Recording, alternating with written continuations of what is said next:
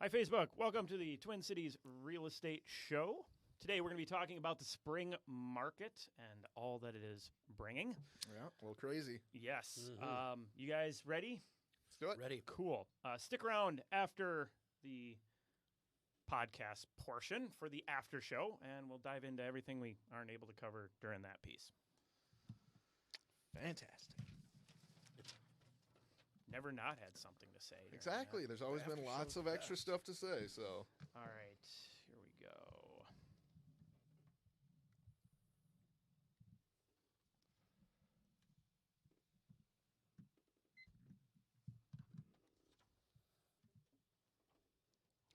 Are you thinking about buying or selling a house or just want to know what might be going on with one of your biggest investments? Then come hang out with us for a little while. Hi, I'm Kirk Duckwall, and welcome to the Twin Cities Real Estate Show, sponsored by Bricks Real Estate, Network Title, Eric Bloomstrand and Chad Prevey with Bell Bank Mortgage, and James Tolson with Country Financial. If you have any questions for us, make sure you give us a call at 651-303-0019. Again, 651-303-0019. You can also check us out anytime and check out all the wonderful publications we have at brickstwincities.com. One of those we're going to be talking about today, which is the Bricks Report, which has tons of great information about what's going on with the Twin Cities real estate market.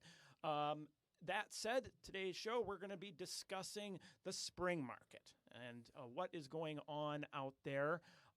It is the craziest spring market I've ever experienced in my career. It's nuts out there right now. It is. Absolutely. You know, I've said it before, and I'll say it again for sellers. If you wait until it's green, you're going to miss out on some green. That's right. The market is insane, and it has to do with very low inventory. I mean, historically low inventory.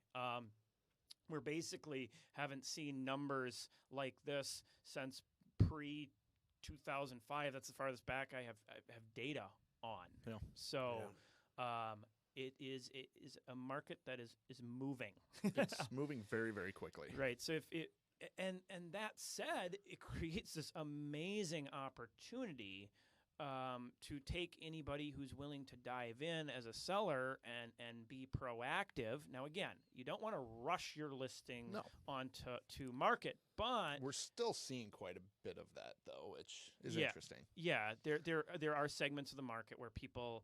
They just don't. They think it's so good they don't need to do anything, and They're losing out on money. they are. Yeah. They are. Taking the time to prepare. It's okay to have a sense of urgency. That said, to skip things can be detrimental. And you know, we did the show a few weeks ago about the Smart Seller book.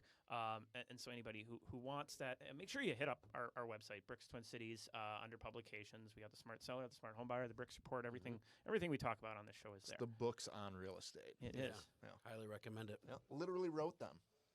Kirk did. I wrote the book on selling homes. Exactly. You can say that.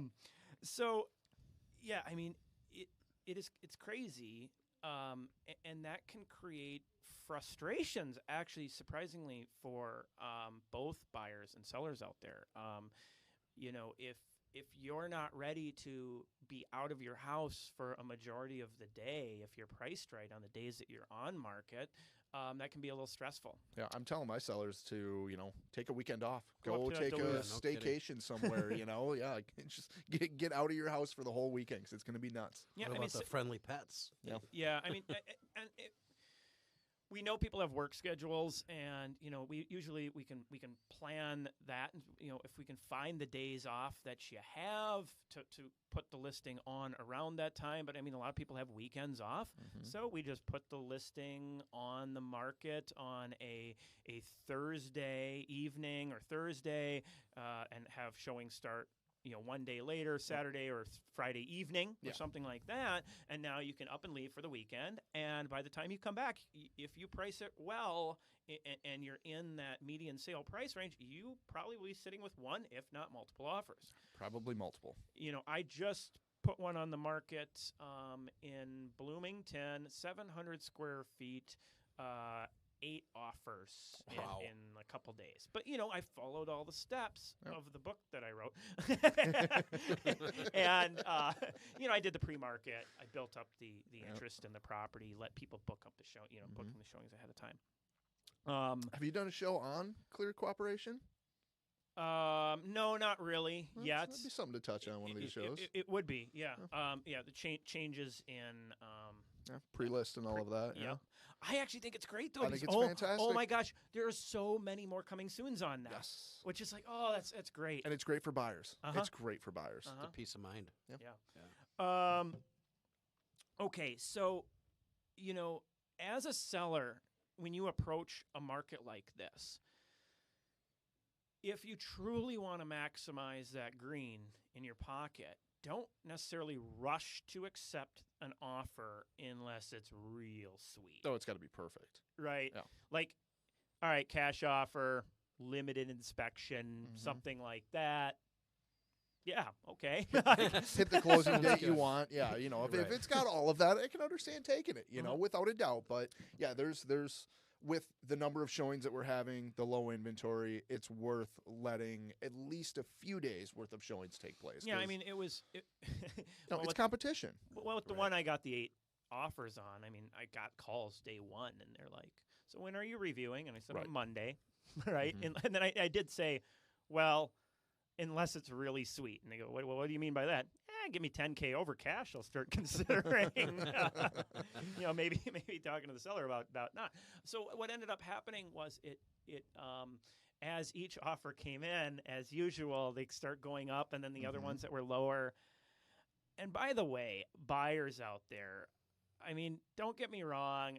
I do say, hey, if you like the home, put an offer in. But there, at a certain point, if an agent's telling you there's 8 offers or 5 offers, if you're going in under list price, you are fuel to the fire to make it sell for even more. You're Right. you're actually hurting yourself. Totally. It's better to wait. Mhm. And actually, that's a strategy I've used a couple times now.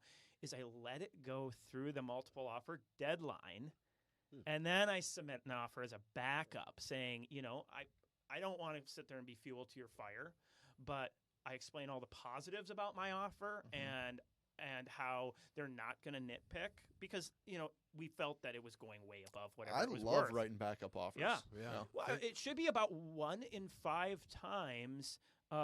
It's going to come back around. Yes, whether it comes back around to you or not. Right, But yes, right, I would right. say about 1 in 5, somewhere around there anyway. But yeah, they're coming back on the market. If there's another offer that is close enough, that's attractive enough, those sellers can look at the current that they're having inspection issues, whatever it is. Yeah, they'd be happy to work with someone else. Well, and keep in mind, I mean, a lot of the offers in the pools are FHA offers. With nothing wrong with that, but if you're a strong backup offer, Mm-hmm. they're going to come back and talk to you probably. Yep. Definitely. Um, They're going to remember you too, right? Right. So give it time as sellers. Give yourself a little time on the market to really get those offers in and talk with your agent about what are your goals. I mean, sometimes it's not necessarily about the most money. It's about the best closing date. That's right. There's a lot more to negotiate on in an offer than just the price. Right. Right. People are short-sighted on that. Well, and short like Agents are short-sighted on Yes. that, I should say. Yeah. When you start laying it out for buyers and sellers, the options that are available out there, there's so much that agents aren't bringing forth. Yes. But yeah, I mean, to look at everything on the table and what achieves your goals, right? It's not dollars and cents. Ultimately, I ended up passing on a 225 offer and went for a 215 that gave us the appraisal guarantee. Yep, there you Because go. and here's the thing: I valued that house out a month prior to putting it on the market, and the closest comps I could find were 180 to 190. Now, right before we found one that 199 that just went pending, so that gave me okay. Let's do it at 2 and watch what happens. And so 225, there's just no way it's going to wasn't gonna appraise, raise, yeah. right? So why? Again, being short-sighted, if I would have gone for that, I would have end up hurting my client Yep. properly. So now buyers, you got to be really careful this time of year because of that short inventory. It's real easy to fall into the overpaying trap. Oh, yeah. I mean, you have to be creative. You Yes. have to get creative with your offers. right? You want to start implementing protections that can prevent you. I know it feels like, oh, I have to go up to here to get it. And sometimes it's more about meaning your word than it is about highest dollar. And so what I mean about that is, something like that appraisal guarantee can be huge. Yes. To say, hey, you know what, we're going a little over, but I'm willing to back this. And you were mentioning, even if they don't have the money, Joe, like a way the agent can help out on this. When we do the appraisal guarantees, it's most of the time it's the buyer's funds, but I am more than happy to put my own funds into that as well. Because, I explained, a few buyers have been like, well, why would you be willing to do that? Well, to be perfectly honest, if we get this one won, I don't have to show you any more homes. We don't have to start over, So I can go on and work with the next client. I'll do that. I'm more than willing to give up $1,500, $2,000 for that. And it's amazing peace of mind for the seller, for the listing agent, for everybody involved. They're so happy to see that the buyer's agent has skin in the game. Well, and we're not going to do this if we think it's not going to appraise, exactly. right? We want we're saying we'll back it, but we want to know the value's there for you too. I've ran my numbers. I know where it's going to be. We're going to take a quick commercial break, guys. We'll jump back into this and escalation clauses and whatnot. We'll be right back.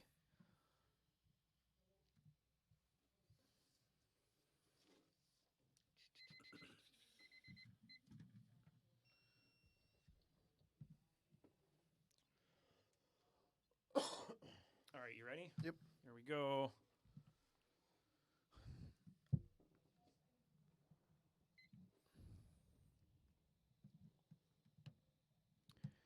Welcome back to the Twin Cities Real Estate Show on AM 950. Today we're talking about the crazy spring market out there and doing a little market update. I'm talking about things you can do as sellers to protect yourself.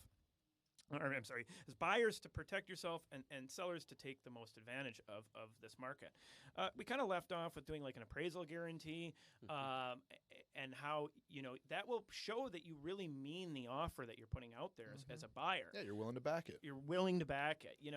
The buyer who wrote for 25 over list price, they weren't willing to back it, so it means nothing to us. Another thing that they can do is an escalation clause, which I think is great. And sellers out there, this is a good thing to see. It's come across, and I'm amazed that some agents don't like these things. It's in the benefit of the sellers as well, right? Because if you write an escalation clause and you win with that escalation clause, you know that there's another offer that is right behind you. Right. So when it comes to the inspection period, you can't be asking for a ton of fixes because there's someone right behind you. Right. Yeah. No, I mean it's setting up for success with that. I mean for the buyers too, because a buyer doesn't have to make the random guess then of, how much over do I need to do to get this? And then, end up spending 5, 7, 10 over what it could have been. Without an escalation clause, you win, and that's super exciting. But the very next thought is, how much did I overpay? And then you go into inspection, and they're asking for everything to be fixed to try and recoup some of that. Oh, yeah, absolutely. And that's the mindset. Yep. That is 100% the mindset. And honestly, I meant to say this regarding that appraisal guarantee piece is that is a way for a buyer to save money too. So we're talking about saving money on the escalation clause by not going extensively over whatever else might be there. But the appraisal guarantee, that's, we picked a lower offer because we knew they were willing to back it, right? So if you have a $10,000 spread, I mean, I'll pose this question to you, Joe. If you have a $10,000 spread from list price to your maximum offer, but the one that's only $5,000 over gives you the appraisal guarantee, which one do you take? Ooh. I mean, the one that's $10,000 over, you have the $5,000 over one to be able to show to that appraiser. Someone was also willing to pay that. True. I mean, I always give all offers to the appraiser. Yeah. I mean, to justify, show value. Yeah. Maybe I should have given a bigger spread, but I mean, I always go for the one that has the guarantee. Definitely. That they're willing to do it. Okay, let's see here. Let's get into some of the numbers of what's actually happening. Crazy numbers. Here. Okay, so showings per week per listing. This is that heartbeat of the market. We're at 7.69 for the median sale price range, 200 to 400,000 in Minneapolis, St. Paul area, that they're getting on average 7.69 showings per week. Okay, that's a fast moving market. That's huge. And I almost feel like that number, I understand that number, but so many agents were listing properties Wednesday or Thursday. It's the most popular day to list. Yeah. So most of those homes are going under contract Saturday or Sunday. So when we're saying 7.69 per week, sometimes that's not exactly a even a full good, week. a number because they're not getting a full week of showings most of the time. Right. Yeah. Well, Point. yeah. I mean, it's like I looked at this house the other day, and I think they had 42 showings Right. in one day. Wow. Right. So, yeah. Again, That key never went back again, in the this lockbox. is Yeah. this is an average, but this is up 24% at the same time last year. 5.5. Here's the crazy part. There was 700 more showings in Minneapolis and St. Paul this last week over the previous year, but only 24 more houses on the market. Wow. That blows my Wow. mind. Yeah. So that is one fast Competition is fierce. Yeah. So if you're in the market to purchase a home, I would highly recommend being prepared. Yes. Yeah, yeah. I look at it two ways. There's Friday houses and there's Monday houses. Yep. Okay, right. A Friday house is this thing's priced well, and if we want a chance at it, we have to write the offer on Friday, the day that it came onto the market. Or wow, this one's priced way too high. Let's wait until Monday See what to happens. see what Yeah. happens. Right. Maybe write the backup offer at that point. yeah, exactly. Exactly. So yeah, it's you got to be the early bird or the vulture, one or the Yeah. other. Right. Okay, month supply is down 11%. So that basically means how long would it take for all the houses in the Twin Cities to sell? It's 1.6 months right now. If you were to just like let them Crazy. go, yeah. Holy smokes. And this is part. It's that inventory, right? That Mhm. really low inventory is playing a huge part Supply in and this. demand. Mhm. Yeah. Total homes down 12%. We talked about this historically. Low inventory is 7,800 listings roughly on the market. I would love to That see the is- numbers on those for You know, by summertime, it's usually like almost double that. right, Yeah. right. Yeah. Yeah, I'd like to see how many of those homes are below 350,000 even. You know, That would be interesting. because I feel like the majority of those, is that a number you could pull up. Because I feel like a lot of the homes that are sitting longer are over 350, over 400,000 anyway. The number of homes under 350 in January. So it looks like about 3,500. Oh wow, wow. Yeah, That is crazy for competition. yeah, Yeah. Unbelievable, It's like unbelievable. nothing. yeah. Yeah. So And that's in like the 16 county metro. yes. Wow, wow, wow. Mhm. Yeah, so some interesting data points. The days on market. Now we're talking about these super fast days on market, but there are still and this like as a buyer, these are the homes you want to be fighting for. Mm-hmm. There are good homes out there that just price themselves too high, Yep. or Mhm. they have really poor marketing and they look bad online, but Yep. look great in person. Yep. I can't tell you how often I bring a buyer to a home that maybe I pulled out of their recycling bin and they go look at it and they're like, oh, I got to start taking second looks at these houses, Right. right? Mm. And you can tell a buyer, I can even show example pictures, but until they experience it for themselves, it can be hard sometimes. I think that might be in our buyer book, right? Something along those lines. Yes. Yeah. It is. Pictures tell 1,000 lies. Yeah. Pictures tell 1,000 lies. So I mean, these days on market, even all property types, the average is around 40 something, Yeah. 40 days on market. So I mean, there are homes that are sitting Yep. out on the market longer. Here's one homes priced between 190 and 250 are receiving 99.9% of their list price on average. Let's see. Are those Showings houses- to pending is at 15 right now, so 15 showings, and usually they have an offer. So if you're not one of the first 15 through the door, basically, you may just not even have an opportunity at it. Good luck. And like you say, with the one you were talking about having 42 showings in one day. right. Wow. Yeah.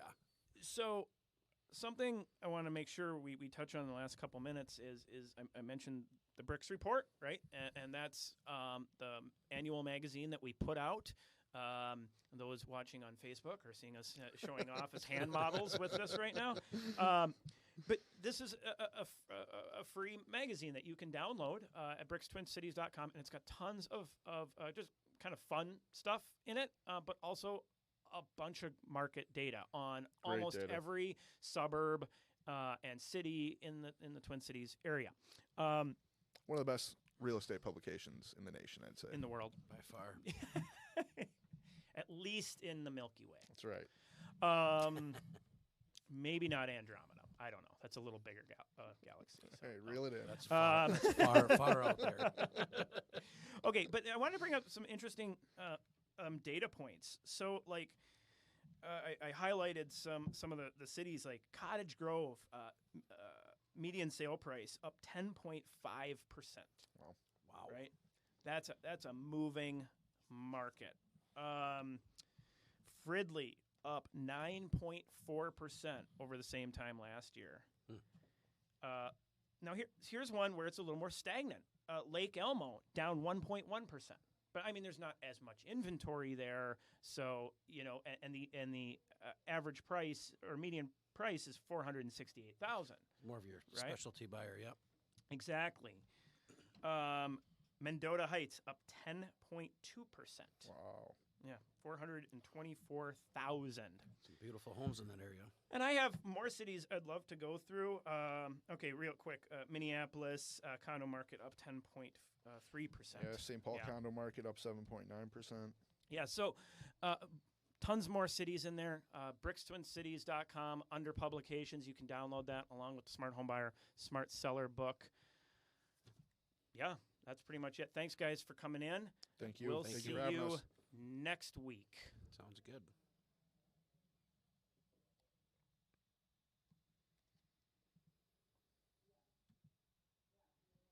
All right. Prior Lake up 11%. Wow. Richfield down to 13 days on market. Holy cow. Good luck. That's down 17%. Yeah, in comparison to like Lake Minnetonka area, it's actually a plus on days on market, 45 days. Huh. And this is kind of what I'm seeing out there, and I'm waiting for the shift to happen because the $400,000 to $600,000 market has been pretty stagnant Right. over the last few years. But there's got to be upward pressure from that 2 to 3. I mean, even this year, 300 to 400 seems to be moving very fast. So I think we're going to see this kind of bubble pushing that probably this year. I think this is going to be the year that starts to shift. Change. Because you can't have pressure on that lower market without it affecting the ones above it Yeah, eventually. without a doubt. Right. So, let's see here. One thing I like that you mentioned is having skin in the game. Yes. In this market where you have to be strategic, I think doing your homework, and we talk about this a lot in our home buying seminar, doing your homework and hiring the right people to work for you and hiring a realtor to have some skin in the game, because it's not just writing an offer. It's not just listing your home. We're talking about big money here, and this is a big transaction. So when you say those words, I have skin in the game, Totally. or appraisal guarantee, that to a buyer and a seller that's a major things. It's huge. It's absolutely huge. I mean, it goes so far in a multiple offer situation. Yeah, That absolutely. agent is willing to put up their funds. Yeah. Listing agent and sellers are just like, that's amazing. You Right. know? Who does that? I mean, I haven't been around that table and at that conversation, but I imagine that's what's happening anyway. Yeah. So, we didn't touch on this one, but like inspection guarantees. Yeah. Right. Now, we've been hearing from, and I think Adam and Danny were the one who kind of started putting that out there. I don't remember for sure, but I was a little apprehensive. I'm not going to lie, because I've always done the take it or leave it inspection, right? And that's kind of like, hey, we're not going to pick apart. But this new inspection guarantee. Hey, we're only going after deal breakers. Right? Yep. Exactly. It's essentially a deal breaker type inspection. And it's basically a conversation, and this is a conversation I have with every buyer, regardless if I'm using this, but it's like, you're going in after life safety stuff. You're not going to go in and, you know, like I say in the class, you're not going to buy a 1968 Mustang and say, well, it doesn't meet today's code, so you need to put in shoulder harnesses and airbags, Yep. okay? Where's the power steering? Right? Right. I'm actually submitting an offer on a house today where, you know, kind of the boogeyman inspector scared the previous buyers to Nice. walk away from this awesome house Yep. because the windows didn't meet today's code. Oh boy. It's a 1950s mid-century modern. Of course, it's not going to meet today's code, right? And What city is that in? is it Arden Hills or something? Ah, nice. So yeah, I mean, it's just. Oh yeah, and then the other was that it didn't have grounded outlets. It was two-prong outlets. Of course, you could see that it was two-prong outlets. You know, Right. the two-prong outlet isn't a safety concern. I mean, think about how many things do you have that plug in on two prongs? Right. It's the three-prong outlet that isn't grounded that's Right. the safety concern. Yes. Now, that's a safety thing. Yep. But yeah, I mean, to bring to a seller that you're not going to nitpick on stupid stuff Ugh, goes is- so far. it goes a long ways. Yeah. And you know, and I'm not saying that you don't, as a buyer, sit there and go, oh, I want to get as much as I can, you know, as far as getting stuff fixed up, but you also have to come from the perspective of what's reasonable. Yep. I mean, your inspection report should be your to-do checklist Right. when you buy your home. You're buying a used house. right? Exactly. Right. Exactly. You get it checked out by a mechanic, just like you would a used car type of thing. Your inspector. Right. You don't Yeah. usually go buy a used car and be like, ooh, there's an eighth of an inch of wear on those tires. Yeah, I need all new tires. That'd Um, be nice, but it's not going to happen. Yeah, so I mean, there's a lot of creative ways as buyers out there in a very competitive market, whether it's the appraisal guarantee, inspection guarantee, escalation clauses, that you can actually save money. These will mean, help you. Having a conversation with the listing agent and building that rapport, it goes so far. We just had Libby just won one that we were not the highest offer, but we were more than willing to meet their closing date, and that meant the world to them. It's just, you know, just having some communication. It goes so far. Yep. You know, Huge difference. Well, I don't have anything else, I don't think, for now. it was fun All right. times. It's a great Thanks show. for coming in. Yep, Thank you for having us. Bye, Facebook. Have a good day.